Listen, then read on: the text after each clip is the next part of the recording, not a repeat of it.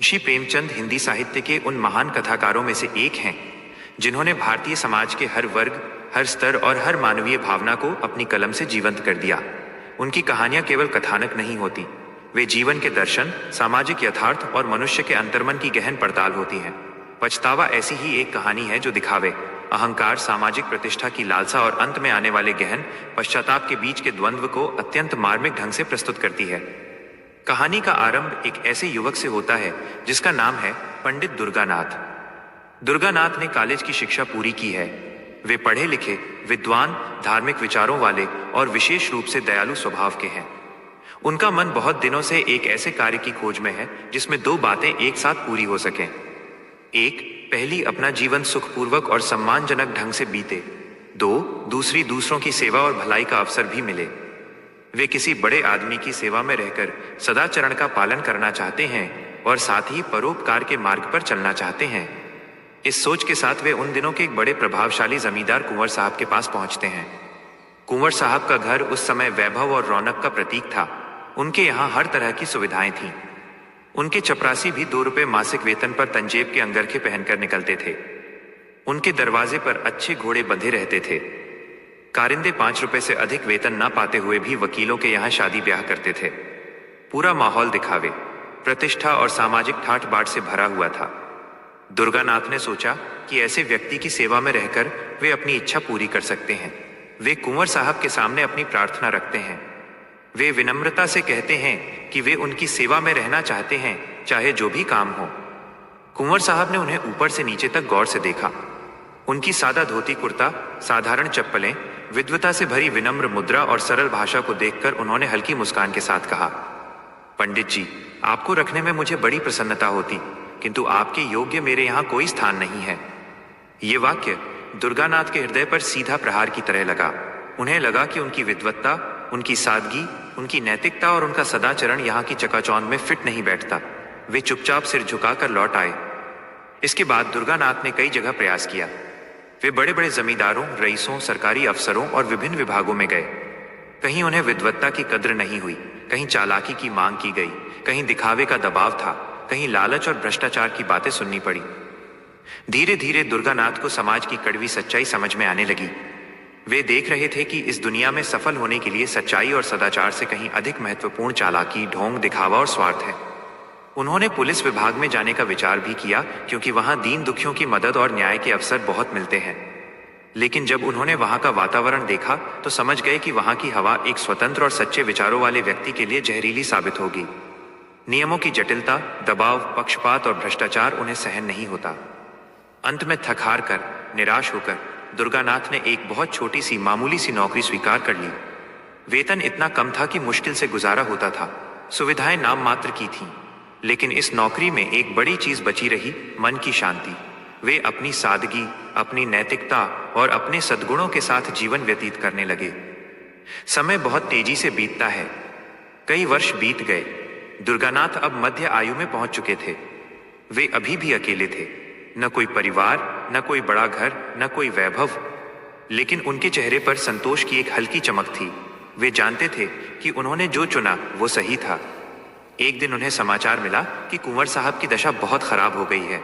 उनकी सारी संपत्ति बिक गई, जायदादें हाथ से निकल गईं, रईसी छिन गई, घोड़े बिक गए, कारिंदे छूट गए, चपरासी जा चुके थे।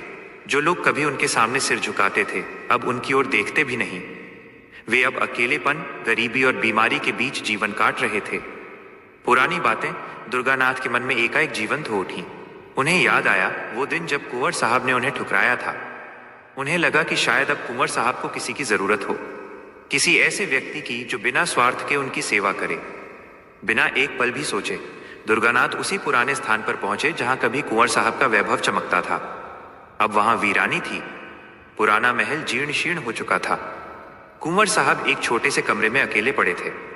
शरीर क्षीण, आंखें धसी हुई, चेहरा पीला। जब कुंवर साहब ने दुर्गानाथ को देखा तो उनकी आंखों में आंसू छलक आए। वे कांपते स्वर में बोले, पंडित जी, तुम यहां? दुर्गानाथ ने विनम्रता से सिर झुकाया और कहा, मैं सुनकर आया हूं कि आप अस्वस्थ हैं। यदि आपकी सेवा में मैं कुछ कर सकूं। कुंवर साहब की आंखों से आंसू बहने लगे। वे बोले, उस दिन मैंने तुम्हें ठुकरा दिया था। मैंने तुम्हारी सादगी को देखकर कहा था कि तुम मेरे यहाँ फिट नहीं होगे।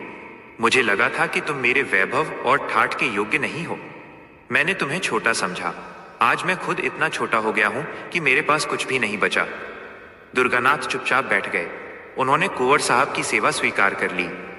दिन रात उनकी देखभाल करने लगे। दवा लाना, भोजन बनाना, पानी पिलाना, बातें सुनना, उन्हें सहारा देना, सब कुछ। लेकिन समय बहुत क्रूर होता है। बीमारी बहुत बढ़ चुकी थी।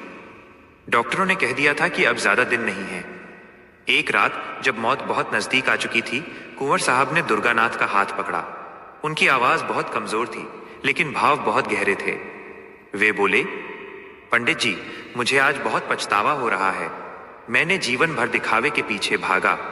मैंने सोचा था कि प्रतिष्ठा, धन, ठाठ बाट, लोग क्या कहेंगे, यही सब कुछ है। मैंने तुम्हारी तरह के व्यक्ति को नहीं समझा। तुम्हारी सादगी मुझे दिखावा लगती थी। तुम्हारी सच्चाई मुझे कमजोरी लगती थी। तुम्हारा सदाचरण मुझे पुराना लगता था। आज जब मेरे पास कुछ भी नहीं बचा, तब मुझे समझ आया कि असली धन क्या होता है। असली धन वह सेवा है जो बिना स्वार्थ के की जाती है। असली धन वह विश्वास है जो टूटने के बाद भी क्षमा कर देता है। असली धन वह संतोष है जो कम में भी मिल जाता है। मैंने सब कुछ खो दिया, और सबसे बड़ी बात, मैंने अपना आत्मसम्मान भी खो दिया। आज मुझे केवल पछतावा रह गया है, और ये पछतावा मेरे साथ जाएगा। दुर्गानाथ चुपचाप सुनते रहे। उनकी आंखें भी नम थीं, लेकिन उन्होंने कुछ नहीं कहा। उन्होंने बस कुंवर साहब का हाथ थामा रहा। कुछ घंटों बाद कुंवर साहब ने अंतिम सांस ली। कहानी यहीं समाप्त होती है, लेकिन उस पछतावे की गूंज पाठक के मन में लंबे समय तक बनी रहती है। प्रेमचंद जी इस छोटी सी कहानी में बहुत कुछ कह जाते हैं। दिखावा कितना क्षणभंगुर है, अहंकार कितना अंधा होता है, सादगी और सदाचरण कितने मूल्यवान हैं, सेवा का भाव कितना पवित्र है, और सबसे महत्वपूर्ण, जब सच्चाई का बोध होता है तब अक्सर बहुत देर हो चुकी होती है। पछतावा हमें याद दिलाती है कि जीवन में जो सबसे मूल्यवान चीजें हैं, वे पैसे, पद या प्रतिष्ठा में नहीं, वे उन छोटी छोटी मानवीय संवेदनाओं में हैं जो हम दूसरों के लिए महसूस करते हैं, जो हम बिना किसी अपेक्षा के करते हैं। जब तक हम इसे समझते हैं, तब तक समय हाथ से निकल चुका होता है, और तब केवल एक चीज बचती है, पछतावा। वह पछतावा जो रातों की नींद छीन लेता है, वह पछतावा जो हर सांस के साथ साथ चलता है, वह पछतावा जो अंत तक साथ रहता है। और यही इस कहानी की सबसे बड़ी ताकत है। ये हमें झकझोर कर जगाती है, सोचने पर मजबूर करती है, और अंत में हमें बेहतर इंसान बनने की प्रेरणा देती है।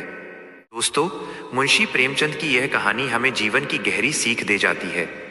उम्मीद है आपको ये प्रस्तुति पसंद आई होगी। आप प्रेमचंद जी की और कौन सी कहानी सुनना चाहते हैं, हमें कमेंट करके जरूर बताएं। आपके सुझावों का हमें इंतजार रहेगा। धन्यवाद।